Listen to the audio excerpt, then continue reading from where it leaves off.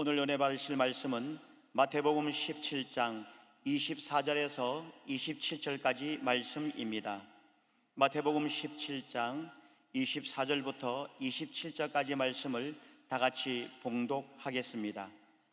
가버나움에 이르니 반세겔 받는 자들이 베드로에게 나와 이르되 너의 선생은 반세겔을 내지 아니하느냐? 이르되 내신다 하고 집에 들어가니 예수께서 먼저 이르시되 시몬아 내 생각은 어떠하냐? 세상 임금들이 누구에게 관세와 국세를 받느냐? 자기 아들에게냐 타인에게냐? 베드로가 이르되 타인에게니이다. 예수께서 이르시되 그렇다면은 아들들은 세를 면하리라.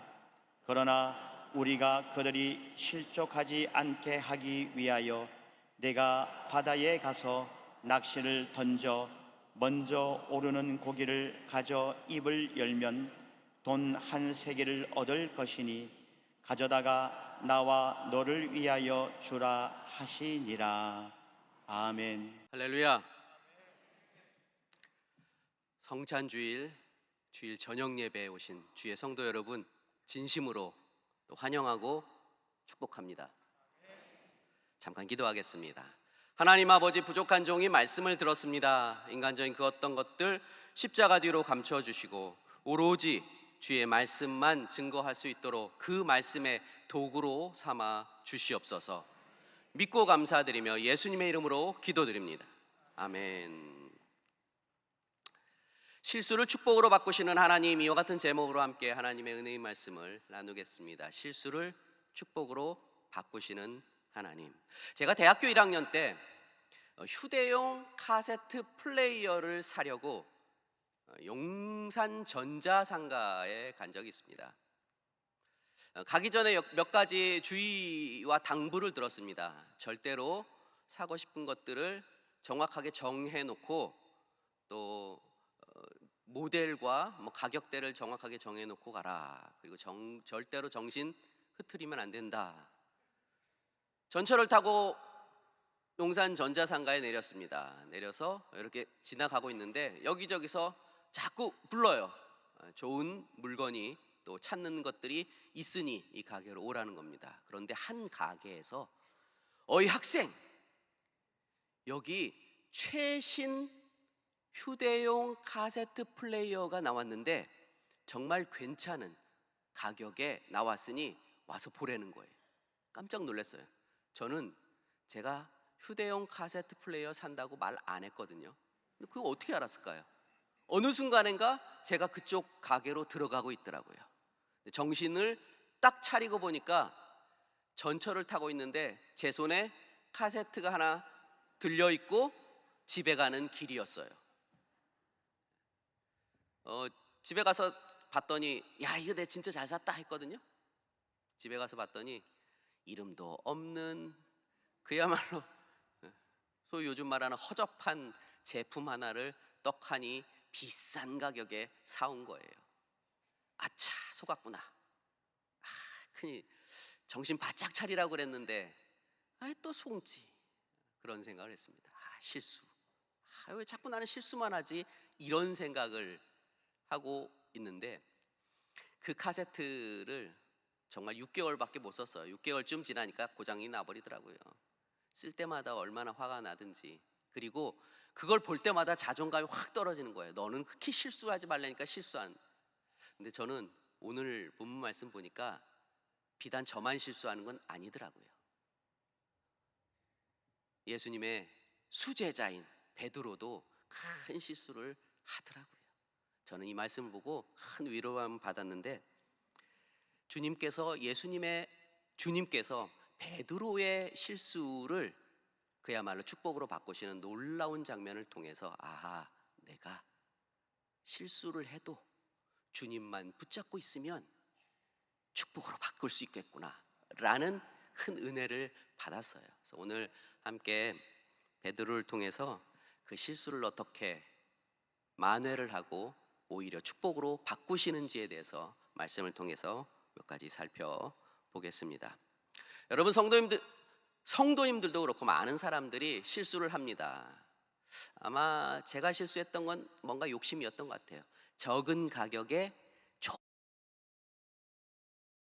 좋은 물건을 사려고 하는 일종의 욕심, 그런 욕심 때문에 실수를 많이 하고요. 또 실패도 합니다. 또는 어리석음 때문에, 또는 누군가 사기쳐서, 사기치는 사람 못 당합니다, 여러분. 사기쳐서, 사기당해서 실수하고 또 실패하고 억울해하고 분해하고 힘들어하고 좌절하고 그렇게 많이 살아요. 그런데 우리 주님께서는 실수 많이 했다고, 실패 많이 했다고, 바보 같은 짓 했다고 싫어, 안 해, 너는 너랑 안 친해, 이렇게 얘기하지 않는다는 것입니다. 언제나 늘 품어주시고 안아주시고 오히려 그 실수를 바꿔 축복으로 변화시켜 주시는 놀라운 은혜, 그 은혜가 바로 우리 주님을 통해서 일어나는데요.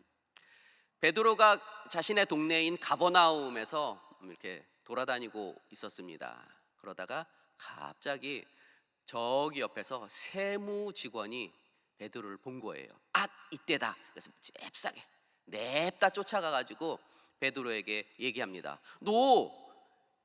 너하고 니네 선생님이랑 왜 성전세 안 내? 라고 얘기를 한 거예요. 질문을 한 겁니다. 그렇게 질문했을 때 베드로는 아, 그래? 성전세, 맞아, 성전세를 내야 되지, 이렇게 하고 조금 잠깐 텀을 두고 생각을 깊이 하고 대답을 하면 좋은데, 그냥 입에서 생각나는 대로 그냥 대답을 해버려요.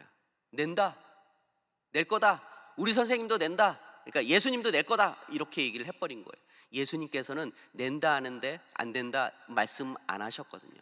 여러분, 성전세는 유대인들의 관례상 특히 남자들, 20살 이상의 남자들에게는 1년에 한 번씩 반세겔, 드라크마로 바꾸면 2드라크마, 우리 요즘 가치로 따지면 두 사람 또는 이틀의 품삯입니다. 그걸 1년에 한 번씩 꼭 내야 되는 거예요. 예루살렘 성전을 유지하기 위해서 단 모든 남자들만 내는 건 아니고 랍비나 제사장은 면제예요. 그런데 오늘 말씀을 보면 25절에 그런 말씀이 있어요. 예수님께서는 하나님의 아들인데, 다시 말해서 나라의 세금을 내는데 왕이 세금을 내는 게 아니라 백성들이 세금을 내는 거잖아요. 지금은 대통령도 세금 내지만, 그러니까 내가 왕이고 왕의 아들인데, 왕자인데 내가 어떻게 세금을 내느냐라고 말씀을 하시는데, 근데 이 베드로는 이 말실수했던 게 요번만 있는 게 아니었어요. 그 전에도 여러 번 실수를 했는데, 베드로의 위대한 신앙 고백 여러분 아시죠? 주는 그리스도시요 살아계신 하나님의 아들입니다. 사람들은 나를 누구라고 하느냐 했을, 너는 누구라고 하느냐 했을 때 이렇게 대답했어요. 오, 훌륭하다라고 예수님께 칭찬 들었는데, 바로 그 뒤에 나는 십자가를 져야 된다 했더니, 오, 예수님 절대로 안 됩니다라고 했을 때 예수님께서 뭐라 그래요? 이 사탄아, 내 뒤로 물러나라. 금방 찐빠를 먹습니다. 또 변화산에 예수님 따라갔다가 꼬박꼬박 졸고 있다가 갑자기 뭐가 확 나타나니까, 우와, 여기입니다, 여기다가 초막 새 찍고 삽시다, 뭐 아무 생각 없이 그냥 눈에 보이는 대로 막 생각나는 대로 말하는 거예요. 또 예수님께서 유월절 만찬 때, 그러니까 예수님의 마지막 유월절 만찬 때 제자들을 하나씩 불러다가 발을 씻겨줍니다. 근데 베드로가 주님 제 발을 씻는 건 안 됩니다, 이렇게 말했더니 예수님께서 내 발을 씻으면 너와 관계가 없다 했더니, 그러면 제 몸도 씻겨주십시오라고. 정말 오바도 그런 오바가 없고 그런 성급한 사람도 없어요. 계속 그런 식으로 말실수를 계속 하고 있는 거예요. 근데 이 베드로가 이 세무직원한테 우리 선생님도 성전세 낼 겁니다라고 그냥 아무런 생각 없이 그냥 냅다 얘기를 해버린 거예요. 베드로를 보면 제가 사실 살짝 투영이 돼요. 저도 성격이 좀 차분하고, 그리고 이렇게 조용한 편 같지만 되게 급해요. 실수도 많이 하고 말실수도 많이 하고 말도 함부로 막 하게 되고, 그때마다 뒤에 돌아서서 후회를 하는데, 우리 주님께서는 그렇게 실수를 많이 해도 그를 절대로 내치지 않으시고 그를 오히려 더 품어서 위대한 주의 일을 감당하는 사도로 세워 주셨어요. 여러분, 실수가 많다고, 또는 실패를 많이 했다고, 어려움을 많이 당한다고 주님이 나 미워하지 않을까? 물론 세상 사람들은 좀 미워해요. 그러나 주님은 절대로 그렇지 않습니다. 주님은 우리와 달라요. 어느 교회에 목수인 한 할아버지가 계셨습니다. 1970년대 얘기인데요. 그가 이제 중국에 선교 물품을 보내려고 옷가지들을 정리하고 있었습니다. 옷가지들을 하나씩 잘 정리해가지고 박스에다가 쫙 정리해서 넣어서 그거를 잘 패킹을 해서 중국의 선교사님이 사역하는 고아원이 있어요. 그 고아원으로 보내는 일이 있었습니다. 그래서 열심히 땀을 뻘뻘 흘려가면서 열심히 작업을 해서 옷가지들을 잘 정리해서 잘 패킹을 딱 해서 박스를 패킹해가지고 이제 싹 보냈습니다. 보내고 돌아서서 이제 오늘은 정말 힘든 하루였고 일정이었다 하면서 이렇게 더듬더듬 안경을 찾았어요. 봤더니 아무리 찾아도 안경이 없는 거예요. 이거 전에 안경을 새로 했거든요. 그 전에 안경이 너무 낡고 또 시력이 뭔가 안 맞는 것 같아서 새롭게 맞춘 거예요. 또 비싼 거고, 옛날 70년대 안경은 굉장히 비쌉니다. 근데 그걸 맞췄는데 그게 없는 거예요. 곰곰이 생각해 봤더니 선교 물품 보낸다고 옷까지 정리했잖아요. 그 안에다 쓱 집어넣어 버린 거예요. 이제는 누구예요? 하나님을 원망하기 시작해요. 하나님, 제가 선교 물품 정리하고 내가 선교를 하기 위해서 이렇게 준비하고 열심히 했는데, 아니 제가 가지고 있는 가까스로 돈 모아서 가까스로 구했던 이 안경까지 싹 보냈으면 저는 어떡합니까? 하나님이 이럴 수가 있습니까? 이렇게 원망 겸 투덜투덜한 거예요. 그리고 시간이 좀 흘렀습니다. 한 2달 정도 지나서 그 중국에 선교를 하고 있는 그 선교사님의 일정이 어떻게 이렇게 맞아가지고 미국으로 귀임을 하게 됐어요. 잠시 귀국해서 자신들에게 선교 물품 보내고 선교비 보낸 그 교회에 찾아가서 고맙다고 인사하는 시간이 있었습니다. 이렇게 강대산에 서서 설교도 하고, 그 선교 물품 보낸 것 때문에 고아원 운영, 선교 굉장히 잘 하고 있다라고 이런 말들을 쫙 했습니다. 그리고 끝에쯤 무엇보다도 제가 여러분에게 감사드리는 것은, 여러분이 2달 전에 저에게 보내주신 안경 때문에 저는 너무 감사했습니다. 깜짝, 성도님들이 되게 의아해하는 거. 분명히 옷까지 정리해서 옷을 보내줬거든요.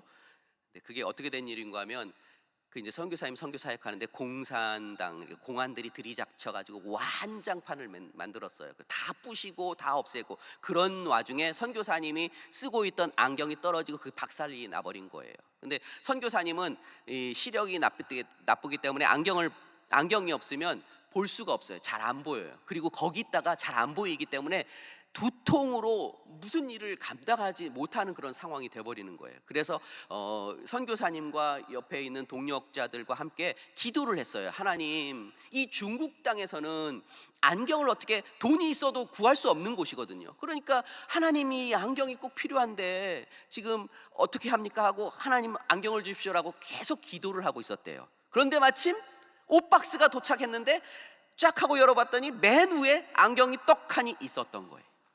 이게 하나님의 강력한 역사예요. 그리고 이것 때문에 이거를 깜짝 놀래가지고 이거 하나님께 기도했던 건데 해서 안경을 딱 써보니까 자신의 시력과 너무도 잘 맞는, 그래서 하나님께 너무너무 감사드리고 또 이 선교 물품을 보낸 귀 교회에 너무너무 감사합니다라고 감사합니다 이렇게 얘기하는 거예요. 근데 성도님들이 앉아가지고 벙 찐 거예요.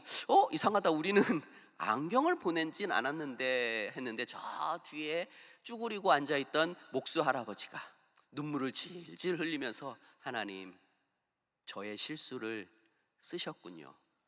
여러분, 하나님은요 우리의 실수조차도 그렇게 놀랍게 쓰시는 분임을 꼭 기억하시길 주님의 이름으로 부탁을 드립니다. 베드로가 집 밖에서 실수를 이렇게 했잖아요. 말실수를 하고 이제 털레 이제 집으로 들어옵니다. 예수님 계신 곳으로 이렇게 들어오는데, 들어오면서 그런 이런저런 생각을 했겠죠. 예수님께 뭐라고 말하지? 성전세 얘기했는데 내가 그냥 너무 함부로 대답을 했네. 어떡하지 이렇게 생각하고 있는데, 들어가자마자 예수님께 예수님 이런 일이 있어가지고 이렇게 했습니다라고 얘기하려고 하는데, 갑자기 들어가자마자 베드로의 얼굴을 본 예수님께서 이렇게 질문을 하셔요. 25절 말씀인데요. 이르시되 내신다 하고 집에 들어가니 예수께서 먼저 이르시되 시몬아, 내 생각은 어떠냐? 세상 임금들이 누구에게 관세와 국세를 받느냐? 자기 아들에게냐 타인에게냐? 저는 이 말씀에 정말 큰 은혜는 먼저라는 말이에요. 예수님께서 먼저. 예수님은 그 자리에 계시지 않으셨어요. 밖에서 일어난 일이고 예수님은 집 안에 있었던 거예요. 지금처럼 CCTV가 있는 것도 아니고 전화로 알아낸 것도 아니고 누군가 와가지고 달려와서 알려준 일도 아니에요. 근데 어떻게 하셨을까요? 예수님은 하나님의 아들이에요. 우리의 실수가 무엇이고 우리의 연약함이 무엇이고 우리의 근심과 아픔이 무엇인 걸 이미 아시는 분이라는 것을 꼭 기억하시길 주님의 이름으로 부탁을 드립니다. 그래서 베드로에게 미리 꺼내는 거예요. 먼저 말씀하시는 거예요. 예수께서 먼저 이르시되, 그리고 나는 하나님의 아들이기에 왕이 세금을 내진 않잖아. 나는 세금 낼 사람이 아니야. 그런데 어떻게 해요? 그 성전세를 받는 사람들이 혹시 시험에 들까 봐 천국 복음을 선포하고 사람들을 살리고 위로하는 사람이 그깟 반세겔, 그 1년에 한 번 내는 거 반세겔도 안 내가지고 이렇게 하고 있다 그러면 뒤에서 뭐라고 할까 봐 내가 그들을 실족하지 않게 하기 위해서라도 내겠다라고 합니다. 여러분, 우리 주님께서는 우리의 실수, 우리의 연약함, 우리의 근심까지 미리 다 알고 계셔요. 베드로가 어부잖아요. 베드로가 어부를 일을 하고 있을 때 예수님께서 쫓아가가지고 그쪽 말고 이쪽으로 던져라 라고 했을 때 이미 그 안에 물고기조차도 어떻게 지내가고 있는지, 그리고 이런 얘기도 있어요. 내가 닭 울기 전에 3번 나를 부인하리라. 닭이 언제 우는 것까지 알아요. 자, 우리의 근심과 걱정과 괴로움과 연약함이 있다면 누구를 찾아가시겠습니까? 은행 대출 창고? 아니에요. 주님 찾아가시. 주님은 다 알고 계셔요. 그분께 가시면 그분이 다 이미 알고 계시기 때문에, 알고 계시다는 뜻은 그 문제를 해결하는 방법도 가지고 계시다는 뜻이에요. 그분께 나아가시면 됩니다. 시편 103편 13절부터 14절 말씀 보면 아버지가 자식을 긍휼히 여김같이 다윗에게 야훼께서는 자기를 경외하는 자를 긍휼히 여기시나니 이는 그가 우리의 체질을 아시며 우리가 단지 먼지뿐임을 기억하심이로다. 아버지가 자식을 긍휼히 여긴 거지. 불쌍히 여기기 때문에 뭔가로 도와주려고 계속 찾아보는 거예요. 이놈이 무슨 실수를 할까가 아니라 뭐가 필요할까? 어떤 부분이 모자랄까? 내가 채워줄 게 무엇일까? 그런 마음, 긍휼의 마음, 그 사랑의 마음, 안타까운 마음, 그 마음으로 보신다는 거예요. 우리의 아픔과 우리의 외로움과 우리의 연약함과 우리의 고뇌와 우리의 고통과 우리의 처참한 실패까지 다 아시는 그 주님께 담대히 나아가시면 주님께서 그 이후의 문제들을 해결해 주시는 것을 믿으시길 주님의 이름으로 부탁을 드립니다. 그렇게 말씀하시고 예수님께서 문제를 해결해 주십니다. 그야말로 실수를 축복으로 바꾸시는 장면인데 그 장면이 굉장히 재미있어요. 여러분 아시다시피 오늘 본문 말씀 읽어 보셨잖아요.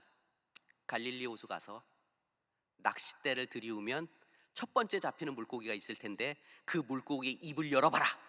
한 세겔 동전 있을 것이다. 그거 갖다가 너와 나의 성전세로 내라. 이게 말이 됩니까? 물고기가 어떻게 잡힐지도 모르고 또 그 물고기가 베드로가 아닌 다른 사람한테 잡힐 수도 있을 거 아니에요. 근데 그 물고기는 한 세겔 동전을 어디서 삼켰을까요? 몰라요. 어쨌든 주님께서는 그렇게 정말 인간이 내가 생각지도 못하는 그런 그 차원 너머의 문제 해결 방법을 가지고 계셔요. 그런데 여기서 정말 중요한 것은 베드로가 예수님한테 왔다는 것이고 또 한 가지는 예수님께서 낚싯대 갖고 와서 낚시하라고 했을 때 베드로가 아니 예수님 지금 성전세 내는 문제 때문에 제가 낸다 그랬으니까 빨리 내긴 내야 되는데 이거 어떻게 해결해야 되는지 이 문제에 대해서 좀 해결 방법을 제시해 주시지 지금 낚시하라고 하면 어떡합니까? 라고 한마디 할 수도 있었습니다. 그런데 베드로의 탁월한 점은 그리고 우리도 그 모든 실수를 축복으로 바꿀 수 있는 가장 강력한 은혜의 요소는 묻지도 따지지도 않고 순종한 거예요. 낚시해라. 예 알겠습니다. 낚싯대 들고 나가는 거예요. 뭐지? 이게 뭔 상황이 이게 아닌 거예요. 예 알겠습니다 하고 나가는 거예요. 여러분 순종이 생각보다 쉽지는 않습니다. 그러나 주의 말씀에 순종하면 문제는 해결되고 근심은 떠나가고 실수는 축복으로 바뀌는 걸 믿으시길 주님의 이름으로 부탁을 드립니다. 요한복음 6장을 보면 예수님께서 오병이어 기적의 장면을 베푸시는데요. 그 기적의 원동력은 안드레라는 제자의 순종에 있었어요. 여자와 어린아이 빼기 5천 명, 그러니까 합쳐서 한 2만 명의 사람들에게 다 먹을 것을 주셨어요. 그리고 12바구니가 남게 만들어 주셨어요. 빌립은 계산을 했습니다. 이 사람들을 다 먹일 수 있는 거는 도저히 안 된다라고 했지만 안드레는 그냥 예수님께서 찾아라 했을 때 예 알겠습니다 하고 찾는 거예요. 혹시 여러분 중에 음식 갖고 온 사람, 도시락 싸온 사람 있으면 주십시오. 뭐 저에게 좀 나눠 주십시오. 이렇게 막 찾아요. 그러다가 어린아이의 오병이어 떡 5개, 물고기 2마리. 그 지역엔 떡은 없습니다 사실. 오빵이어예요. 빵 5개, 물고기 2마리. 진짜 어린아이, 제 생각에는 한 초등학교 고학년 애가 한 끼 먹을 정도의 분량인 것 같아요. 어른은 그거 먹고 배부를 일이 없어요. 근데 그거를 가지고 갔더니 안드레가 그걸 가지고 왔을 때 예수님께서 안드레야 정신 좀 차려봐라. 이렇게 많은 사람들이 이거 갖고 누구 코딱지에 붙이겠느냐라고 하지 않으셨어요. 하늘을 우러러 축사하시고 떼기 시작하는데 그 모든 사람이 다 배불리 먹었대요. 그리고 12바구니가 남았답니다. 그 기적은 어디서 나왔어요? 한 어린아이의 헌신 그리고 안드레의 순종. 여러분 생각을, 이성을, 또 내 판단을, 내 의지를 뛰어넘는 순종을 통해 하나님의 축복을 맛보시길 주님의 이름으로 부탁을 드립니다. 한 세겔은 4드라크마래요. 4드라크마. 그러니까 성전세가 반세겔이니까 2드라크마잖아요. 2드라크마. 그러니까 이틀치 품삯인 거예요. 한 번 낚시해 가지고 한 세겔. 그러니까 4일치 품삯을 벌었어요. 낚시 좀 할 만하죠.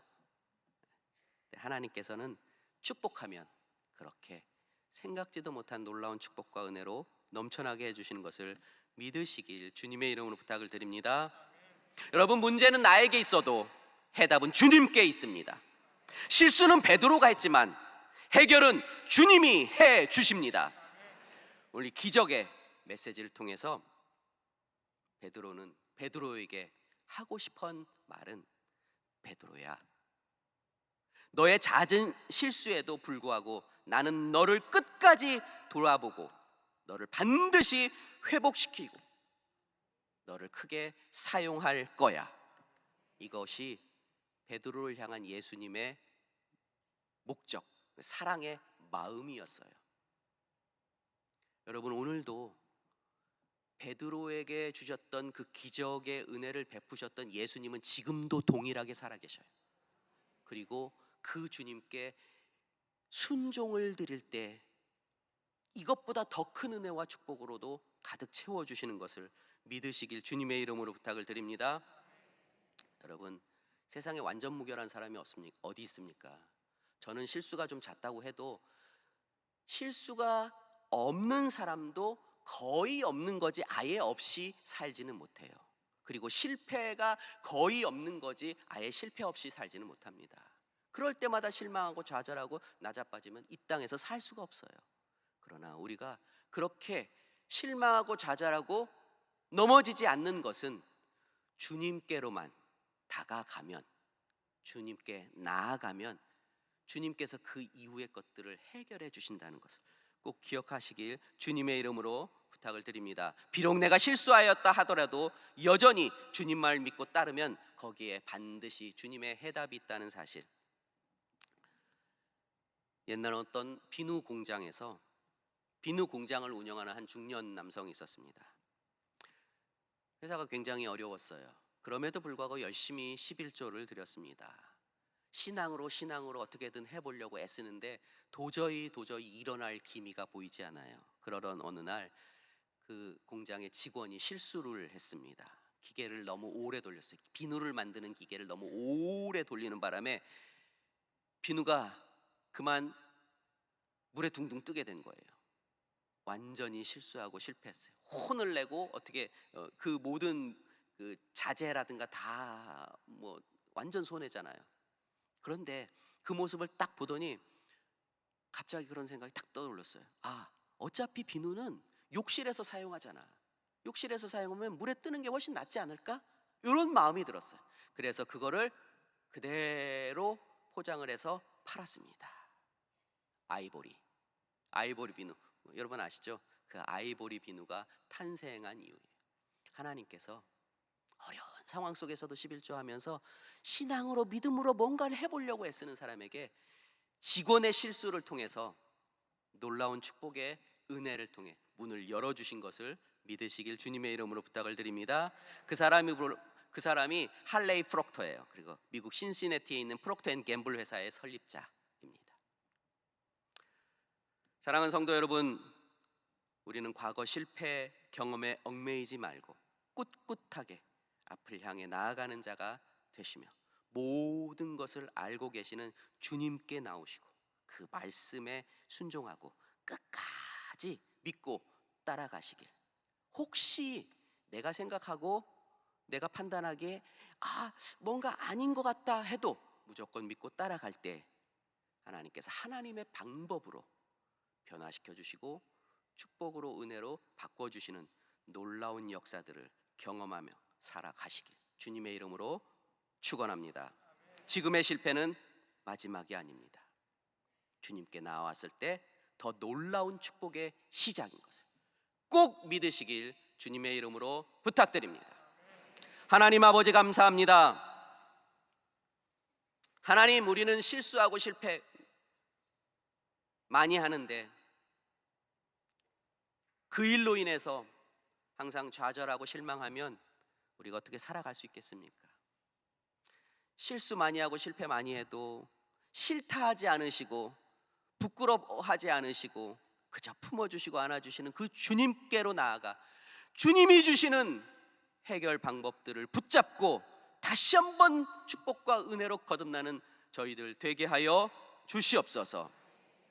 믿고 감사드리며 예수님의 이름으로 기도드립니다. 아멘. 여러분, 몸이 아프신 분은 아픈데 손 얹어 주시기 바랍니다. 그 외에는 가슴에 손 얹어 주시기 바랍니다. 하나님 아버지, 하나님이 택하시고 그리스도 안에서 부르신 백성들 이 자리에 모아 하나님 앞에 예배하고 또 우리에게 아낌없이 주신 그 귀하고 귀한 성찬을 대했습니다. 우리 아버지께서 천국 갈 때까지 건강한 몸을 이미 주신 것을 감사합니다. 병은 주님께서 이미 2000년 전에 해결해버린 문제입니다. 지금의 병은 마귀의 거짓되고 헛된 것이오니 거짓되고 헛된 병을 도말시켜 주시옵소서. 예수의 이름으로 깨끗하게 머리끝부터 발끝까지 사지백지오장육부 깨끗함을 받을지어다. 모든 흑암의 세력들은 사라질지어다. 떠나갈지어다. 하나님 건강과 생명으로 채워 주시옵소서. 거짓되고 헛된 질병은 다 떠나갈지어다. 예수의 이름으로 명하노니 물러가라. 예수의 이름으로 치료함을 받을지어다. 건강을 얻을지어다. 하나님 아버지, 수고하고 무거운 짐 주님께 다 내어 맡깁니다. 우리의 짐을 지시는 주님, 모든 사람에게 평안과 자유와 해방을 허락하여 주시고 영혼이 잘되고 범사가 잘되며 강건한 복을 허락하여 주시옵소서. 주의 뜻을 따라 살아가는 모든 백성들 삶의 모든 장애와 실패와 실수를 제하여 주시고 문제를 해결하여 하나님의 축복으로 변화시켜 주시옵소서. 모든 근심, 걱정, 문제들을 가로막고 있는 사단, 마귀, 원수, 귀신, 흑암의 세력은 떠나갈지어다. 예수의 이름으로 문제는 해결될지어다. 근심과 걱정이 변하여 기쁨과 감사의 거리로 변화될지어다. 우리의 모든 근심과 걱정과 연약함과 모자람까지 해결해 주신 야훼 하나님 진정으로 감사를 드립니다. 이제 주님께서 해결해 주신 능력과 은혜를 덧입어 힘차게 하나님의 자녀로서 살아갈 수 있게 도와여 주시옵소서. 우리의 발걸음마다 인도하여 주시옵소서. 믿고 감사드리며 예수님의 이름으로 기도드립니다. 아멘. 지금은 주 예수 그리스도의 그 크신 은혜와 아버지 하나님의 지극하신 사랑하심과 성령 하나님으로 내주하시고 교통하시고 충만케 역사하심, 오늘 귀한 예배의 자리에 모여 주의 말씀 붙잡고 나아가는 그 귀하고 귀한 발걸음, 그 삶, 환경, 가정, 범사 위에 지금으로부터 영원토록 함께 있을지어다. 아멘.